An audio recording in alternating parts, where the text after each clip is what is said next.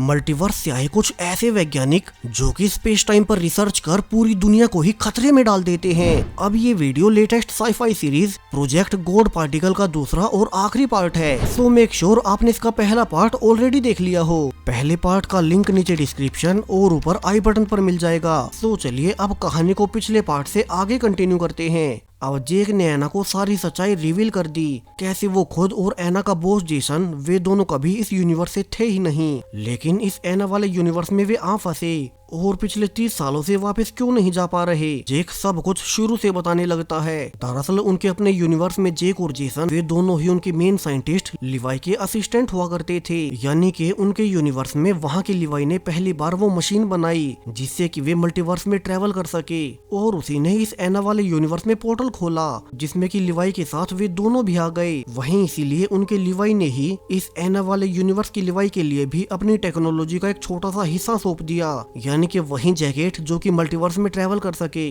क्योंकि वो अपने इस यूनिवर्स के वर्जन की मदद करना चाहता था। जेक अब जेसन की उसके यूनिवर्स में हिस्ट्री बताने लगता है, कैसे उनके अपने यूनिवर्स में जेसन की पत्नी और उसका बेटा एक कार एक्सीडेंट में मारे गए थे, जिस कारण जेसन हमेशा दुखी रहता। और जब लिवाई ने वो मल्टीवर्सल मशीन बनाई तो उसी ने एक ऐसा यूनिवर्स ढूंढने को कहा था जहाँ की उस एक्सीडेंट में उसकी पत्नी और बेटा जिंदा बच गए हो मगर जेसन मारा गया हो, और ऐसा यूनिवर्स यही एना वाला था। सो जेसन का तो शुरू से प्लान था कि वो इस यूनिवर्स में आकर यहाँ के अपने दूसरे वर्जन की पत्नी और उसके बेटे को अपने यूनिवर्स में ले जा सके। और यहीं से सबसे बड़ी गड़बड़ शुरू हुई। जब वे इस यूनिवर्स में आ गए तो लिवाई की मशीन मेल फंक्शन करने लगी और लिवाई खुद उसे ठीक करने के प्रयास में स्पेस टाइम में बिखर गया, यानी कि मारा गया। जिसके बाद अब इस यूनिवर्स में जेसन और वो खुद वे दोनों फंस चुके थे, क्योंकि उन्हें खुद तो वो मशीन बनानी नहीं आती। वे तो अपने मेन साइंटिस्ट लिवाई के पीछे इस यूनिवर्स में आए थे जो कि खुद मारा गया। इसलिए जेक ने तभी से यानी कि पिछले 30 सालों से इस यूनिवर्स में उस मल्टीवर्सल मशीन को फिर से चालू करने की कोशिश की ताकि वो अपने रियल यूनिवर्स में वापस जा सके। वहीं जेक अपने वाले यूनिवर्स की जानकारियों का इस्तेमाल कर यहाँ भी अमीर बन गया और गवर्नमेंट को कंट्रोल करने लगा। जिसके बाद उसने सोवियत टाइम की लैब को खरीदा और उसमें अपने एक्सपेरिमेंट्स करने शुरू किए, लेकिन वो अब तक भी यानी कि 30 सालों के प्रयास के बावजूद एक स्टेबल पोर्टल नहीं खोल पा रहा, क्योंकि इस यूनिवर्स में ऐसी टेक्नोलॉजी कभी बनी ही नहीं जो कि उनके अति उन्नत यूनिवर्स की मशीन से कंपैटिबल हो सके। तो जेक ने फिर इस यूनिवर्स की लिवाई को हायर भी किया, ये सोचकर कि अगर उसके अपने यूनिवर्स का लिवाई इस मशीन को बना सकता है तो इस एना वाले यूनिवर्स का लिवाई उस मशीन को रिपेयर कर सकेगा। लेकिन वो बिल्कुल गलत निकला। इस यूनिवर्स की लिवाई की इंटेलिजेंस सिर्फ लोगों को हिप्नोटाइज करना थी और कुछ नहीं, यानी कि अलग अलग यूनिवर्सिस के लोग अपने अपने यूनिवर्सिस में बहुत अलग हो सकते हैं। जहाँ जेक की यूनिवर्स का लिवाई बहुत इंटेलिजेंट था, जिसने की एक मल्टीवर्स में ट्रेवल करने वाली मशीन तक बना डाली, लेकिन यहाँ पर एना के यूनिवर्स वाला लिवाई नशेड़ी निकला।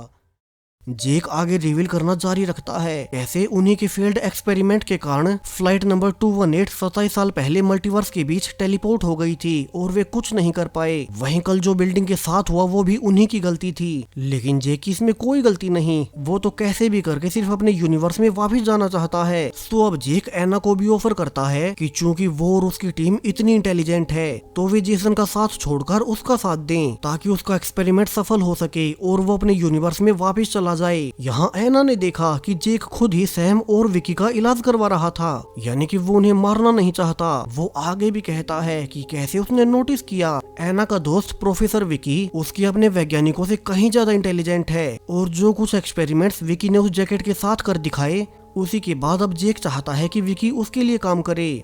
इसके बाद वे उस फ्लाइट और बिल्डिंग के लोगों को वापस ला सकेंगे और सब कुछ नॉर्मल हो जाएगा। अब एना इस बारे में सोचने का कहकर सैम और विकी को लेकर वापस आ गई।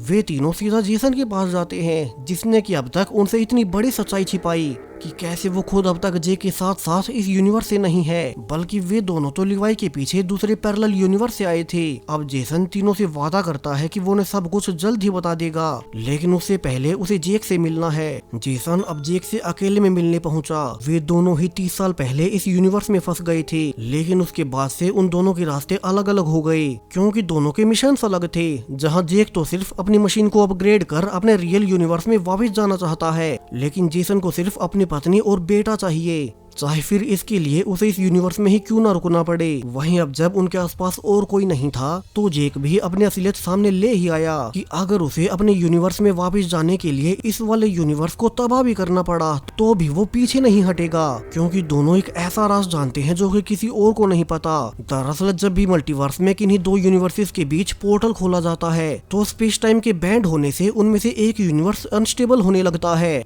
और ये सच्चाई जेक ने एना को जानबूझकर नहीं बताई ताकि वो उसका साथ देने से मना ना कर दे। वहीं जेक और जेसन की इरादे इसलिए अलग अलग थे। वहीं दूसरी ओर एना अब कश्मकश में थी कि वो भरोसा किसका करे। जेसन भी झूठा निकला और जेक का भी उसे पता नहीं कि वो उसे कितनी सच्चाई छिपा रहा है। तभी जेसन एना के पास आकर खुद से ही स्वीकार कर लेता है कैसे जो कुछ भी उसे जेक ने बताया है वो सब सच था। उसकी फैमिली उसके अपने यूनिवर्स में एक कार एक्सीडेंट में मारी गई, जिसके बाद उसी के कहने पर लिवाई ने यहाँ इस यूनिवर्स का पोर्टल खोला जहाँ की उसकी पत्नी और बेटा तो जीवित थे, मगर खुद जेसन का यहाँ का वर्जन मर चुका था। लेकिन उसके बाद जेक के एक एक्सपेरिमेंट की वजह से उस प्लेन में मौजूद उसकी पत्नी और बेटा दोनों मिसिंग हो गए, इसलिए ही उसने जेक से अलग रहने का रास्ता चुना और उसे जेक से नफरत हो गई। जेसन तो अपनी फैमिली के साथ इस यूनिवर्स में भी रहने को तैयार था और वो बस यही चाहता है कि एना और उसकी टीम उस मशीन को अच्छे से परफेक्ट कर ले, जिससे कि प्लेन के सारे पैसेंजर्स वापस आ सके और वो फिर से अपनी फैमिली से मिल सके। वहीं अगर वो एना और उसकी टीम को सब कुछ शुरू में बता देता तो शायद से वे उसका भरोसा नहीं करते, ये समझकर कि वो उनके अपने यूनिवर्स से नहीं है। इसलिए जेसन ने उन सब से ज्यादातर सच्चाई शुरू में छिपा ली थी ताकि एना और उसके दोनों दोस्त खुद से ही धीरे धीरे सच्चाई के करीब पहुंचते जाएं और उन्हें खुद से ही पूरा सच पता चले। अब जेसन ने भी अपना पूरा पक्ष एना के सामने रख दिया, लेकिन एना अब भी कंफ्यूज थी कि वो किसकी साइड चुने, जेक या जेसन। दोनों ही उसके अपने यूनिवर्स से नहीं थे और दोनों के ही मिशंस अलग अलग हैं। वहीं इसी बीच एना को सिर्फ अपने यूनिवर्स की सेफ्टी देखनी थी। अब एना कश्मकश में थी ही कि तभी वहाँ कुछ लोग आकर अब जेसन को ही गोली मार देते हैं। वही उन्होंने जानबूझकर एना को कुछ नहीं किया, क्योंकि उन्हें तो सिर्फ जेसन को ही मारने के ऑर्डर्स मिले थे। अब एना समझ गई कि ये सब जेक ने ही किया होगा ताकि उसके बीच में जेसन टांग ना अड़ाए। एना यहाँ इसलिए भी हैरान थी कि जेक उससे पहले बहुत अच्छी से बात कर रहा था। एना गुस्से में फिर से जेक से मिलने पहुंची, लेकिन इस बार जेक पहले के मुकाबले बहुत अलग बिहेव करता है। वो कहता है कि वो एना के जवाब का और इंतजार नहीं कर सकता, इसलिए ही उसने जेसन को मरवाया और वो अब जबरदस्ती से विकी से अपना काम करवाएगा। अब पीछे से सैम, जो कि समझ चुका था कि जेक अब अपने एक्सपेरिमेंट के लिए किसी भी हद तक जा सकता है, वो जल्दी से एना को यहाँ से निकालने लगता है ताकि कहीं जेक उन्हें भी चोट न पहुँचा दे। वहीं जाते हुए सैम ने आइडिया भी दिया कि वे जेक के बारे में ऑनलाइन डिटेल्स लीक कर देंगे, लेकिन एना ने याद दिलाया कि कैसे जेक ऑलरेडी बहुत बड़े बड़े मिनिस्टर्स को अपनी जेब में कर चुका है, तो ऐसा करके तो वे अपनी जान ही खतरे में डाल देंगे। अभी के लिए उन्हें कुछ दिन आराम से सोचना होगा कि वे आगे क्या करें। वहीं जेक अकेले में विकी को समझाता है कि वो उसके लिए काम करे, अगर वो सफल हो गया तो वो मल्टीवर्स में कहीं भी जा सकेगा, अपने मनचाही यूनिवर्सेस को देख सकेगा। और अगर अब भी विकी उसकी ऑफर को मना करता है तो जैसे उसने जेसन को मरवाया वैसा ही कुछ वो विकी की पूरी फैमिली के साथ कर सकता है। तो ना चाहते हुए भी अब अपनी फैमिली की सेफ्टी के लिए विकी को जेक का ऑफर मानना ही पड़ता है। जहाँ आने वाले कुछ ही दिनों में विकी ने इस जायंट मशीन पर काम भी शुरू कर दिया और उसने एक बड़ी कमी ढूंढ निकाली। विकी जेक से कहता है कि उसे इस मशीन को अपग्रेड करने के लिए कुछ मिलिट्री लेवल के इक्विपमेंट चाहिए होंगे। अब चूंकि जेक के लिए कुछ भी नामुमकिन नहीं, तो वो विकी को अगले 5 दिनों के अंदर उन बड़े बड़े इंस्ट्रूमेंट्स को प्रोवाइड करने का वादा करता है। दूसरी ओर एना और सैम एक प्लान बनाते हैं कि वे कैसे भी करके अपने साथ विकी को लेकर ये देश ही छोड़ देंगे। वे एक ऐसे देश में भाग जाएंगे जहाँ की जेक भी कुछ न कर सके। वैसे भी वे पिछले 1 हफ्ते से छुपे बैठे हैं, तो जेक को लगा होगा कि वे अब उससे डर गए हैं और वे कुछ नहीं करेंगे। उसकी फैसिलिटी की लोकेशन का तो दोनों को पहले से पता था, तो एना और सैम दोनों जल्दी से अंदर घुस गए और विकी से मिल उसे ये भरोसा दिला कि कैसे उन्होंने ऑलरेडी उसकी पूरी फैमिली को इस देश से निकाल लिया है। वे उसे भी फाइनली वहाँ से लेकर निकल ही जाते हैं, जहाँ की वे एयरपोर्ट पर जाकर फ्लाइट पकड़ने लगे ताकि इस देश को छोड़ सके। वहीं जेक, जिसे कि इन सब के बारे में बहुत लेट पता चला, वो उनके पीछे भी जाता है, मगर अब तक बहुत देर हो गई और तीनों की फ्लाइट फाइनली उड़ान भर ही जाती है। एना अब दूसरे देश में आकर बहुत खुश थी कि उसने विकी और सैम दोनों को निकाल लिया और यहाँ पर जेक अब कुछ नहीं कर पाएगा।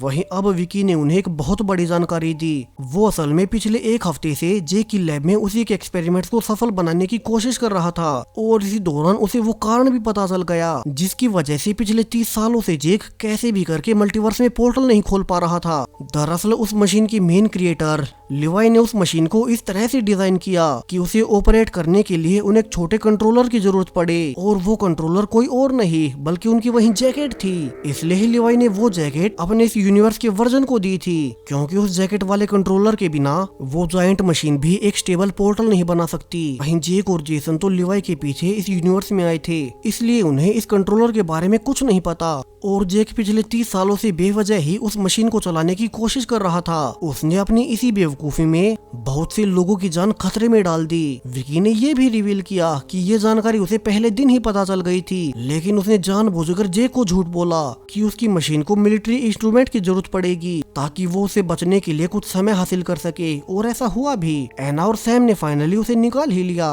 वहीं विकी ने इस दौरान ये भी रिसर्च पूरी कर ली कि कैसे वे अब सब कुछ बदल सकते हैं। जी हाँ, अब उसके पास एक प्लान है सब कुछ बदलने का। दरअसल विकी ने पहले एक एक्सपेरिमेंट के दौरान चूहे को टाइम ट्रेवल करवा दिया था, तो विकी के अनुसार वो ऐसा फिर से कर सकता है। वही वो कंट्रोलर तो उनके पास जैकेट में है ही, तो वो अब उनमें से किसी एक मेंबर को उसी दिन पास्ट में भेज देगा जिस दिन ये सब कुछ शुरू हुआ था, और फिर वे उसे घटना को बदलकर अपना फ्यूचर ही बदल देंगे। इसके अलावा अगर जेक विकी के बिना ही कोई एक्सपेरिमेंट करने की कोशिश करता है तो इस बार ज्यादा एनर्जी की वजह से पूरा स्पेस टाइम ही ग्लिच करने लगेगा और इससे उनके यूनिवर्स के ही तबाह होने का खतरा है। सो उन्हें कैसे भी करके जल्दी करनी होगी। अब एना सब कुछ जानने के बाद खुद ही पास्ट में जाने को तैयार हो जाती है, क्योंकि उसे पता था कि एक वो ही है जो कि सब कुछ बदल पाएगी। विकी अब अपनी रिसर्च के अनुसार जैकेट वाली मशीन को शुरू करता है और उसने एना को फाइनली 27 साल पास्ट में यानी कि साल 1998 में भेज दिया, यानी कि वो फाइनली टाइम ट्रेवल कर ही गई। लेकिन अब वो नोटिस करती है कि वो समय में पीछे अपनी खुद की बॉडी में नहीं बल्कि उसकी चेतना अपनी माँ की बॉडी में मौजूद थी, और यहाँ से एना को सब कुछ समझ आने लगता है। इसलिए ही उसकी माँ उसकी टाइमलाइन में पागल हो चुकी थी और इसलिए वो इस केस से भी जुड़ी थी। लेकिन अभी के लिए तो एना को सब कुछ बदलना था।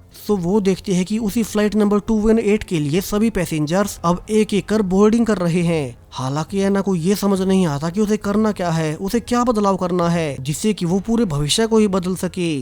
तो वो कैसे भी करके जल्दी से खुद उस फ्लाइट में घुसने लगती है, क्योंकि वो अभी के लिए अपनी माँ की बॉडी में है और उसकी माँ ऑलरेडी इस एयरपोर्ट पर काम किया करती थी। तो उसने अपने खुद के लिए जल्दी से एक सीट बुक कर ली। तभी एना को जेसन भी दिखाई देता है और उसे सब समझ आ गया। एना को स्ट्राइक हो गया कि उसे आगे क्या करना है। दरअसल इस वक्त तक जेसन और जेक इन दोनों का ही सीनियर यानी कि उनके यूनिवर्स का लिवाई मरा नहीं था, तो वो जेसन को समझाकर उन्हें वापस से उनके यूनिवर्स में भेज सकती है ताकि फिर भविष्य में वे सारी इवेंट्स होंगी ही नहीं। यानी कि अगर वे तीनों कभी उनके यूनिवर्स में नहीं आते तो एना वाले यूनिवर्स में कुछ गलत नहीं होता। दूसरी ओर साल 2025 में विकी, सैम और उनके बाकी के साथी रियलाइज करते हैं कि कैसे जेक अपने एक्सपेरिमेंट्स को एक आखिरी बार फुल पावर से ट्राई करेगा, और अगर वो सफल हो गया तो उनका ये वाला यूनिवर्स तो तबाह होगा ही, साथ में ही पूरे मल्टीवर्स के कोलाइड होने का खतरा था। सो विकी कहता है कि उन्हें कुछ समय तक कैसे भी करके जेक को ये एक्सपेरिमेंट करने से डिले करना होगा, तब तक पास्ट में एना को समय मिल जाएगा भविष्य को बदलने का। सो विकी और सैम जल्दी से छिपकर जेक की फैसिलिटी में घुस गए। वही उन्होंने यहाँ के वर्कर्स के कपड़े पहन रखे थे, तो किसी को उन पर शक भी नहीं हुआ। सो विकी अब जेक के एक्सपेरिमेंट को शुरू करते ही अपने दूसरे लैपटॉप से उसे कैंसिल करने लगता है। हालांकि उसे ऐसा करने के लिए उसी जैकेट का इस्तेमाल करना था, और अगर कोई भी गड़बड़ हुई तो एना हमेशा के लिए पास्ट में ही अपनी माँ की बॉडी में ही फंसी रह जाएगी। वहीं 27 साल पास्ट में यानी कि साल 1998 में फ्लाइट नंबर 218 उड़ान भर चुकी थी। एना ने इस बार उस पैरेलल यूनिवर्स की लिवाई को ढूंढ ही निकाला और वो उसे भविष्य का सब समझाने लगती है, कैसे उसके मरने के बाद उसके बाकी के दोनों असिस्टेंट जेसन और जेक दुनिया को खतरे में डाल देंगे। सो अब एना के अनुसार लिवाई उन दोनों के साथ अपने रियल यूनिवर्स में वापस चला जाए और इसी में सबकी भलाई है। उन्हें तो कभी मल्टीवर्स में ट्रेवल करना ही नहीं चाहिए था। ऐसा करके उसने पूरे मल्टीवर्स को ही खतरे में डाल दिया। अब ये वाला लिवाई बहुत यंग है और वो अभी अभी इस यूनिवर्स में अपनी नई मशीन से आया था, तो उसे यकीन दिलाने के लिए कि एना सच कह रही है। अब एना ने उसे अपनी यूनिवर्स की पूरी टाइमलाइन बताई, कैसे उसे मरने के बाद जेक अगले 30 सालों तक एक्सपेरिमेंट्स करता रहेगा और उनकी ये वाली फ्लाइट तो टेलीपोर्ट होगी ही। बाद में एक बड़ी बिल्डिंग के साथ भी ऐसा ही होगा। सो लिवाई यहाँ से वापस जाकर उनके इस यूनिवर्स को नष्ट होने से बचा ले। अब लिवाई को भी लगा कि एना सच बोल रही है। अब लिवाई को भी उसके फ्यूचर के आने से यकीन हो गया कि वो सच बोल रही होगी और वो अब वॉशरूम में जाकर कुछ देर सोचने के लिए वक्त मांगता है। तभी एना को बताया गया कि कोई उससे मिलना चाहता है और ये कोई और नहीं बल्कि जेसन ही था। यानी कि इस बार एना के पास्ट में आने से यहाँ की इवेंट्स ही बदल गई और जेसन इस बार अपनी मीटिंग में न जाने से इस फ्लाइट में चढ़ गया।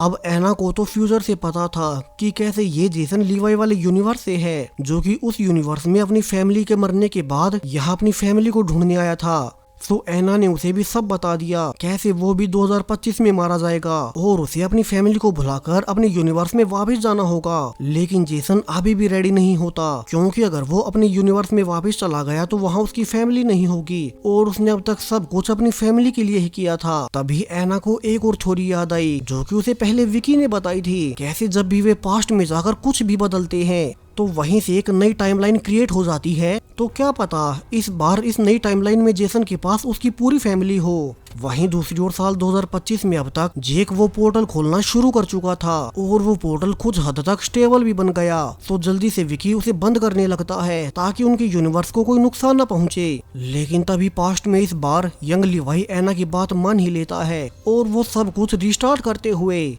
इस बार वापिस से जेसन और लिवाई को लेकर उनके अपने यूनिवर्स में वापस चला गया, जहाँ से पूरी ही टाइमलाइन रीसेट होने लगती है। लेकिन अब सरप्राइजिंगली पूरी ही टाइमलाइन मिक्सअप हो गई। जेसन का वर्जन एक ऐसे यूनिवर्स में चला गया जहाँ की उसकी फैमिली सेफली उस फ्लाइट से उसके पास वापस आ गई। वहीं एना की यूनिवर्स में वो फ्लाइट हादसा इस बार हुआ ही नहीं। इस बार उसका पूरा फ्यूचर बदल चुका था। अब एना की आंख इस नई टाइमलाइन में फिर से प्रेजेंट में खुलती है। अब उसे कुछ भी याद नहीं कि कैसे उसने पिछली टाइमलाइन में टाइम ट्रेवल कर सब कुछ बदल दिया था। और चूंकि वो फ्लाइट हादसा इस बार कभी हुआ ही नहीं, तो इस बार एना की माँ बिल्कुल सही है। इतना ही नहीं, इस बार तो एना के पिता भी जीवित थे।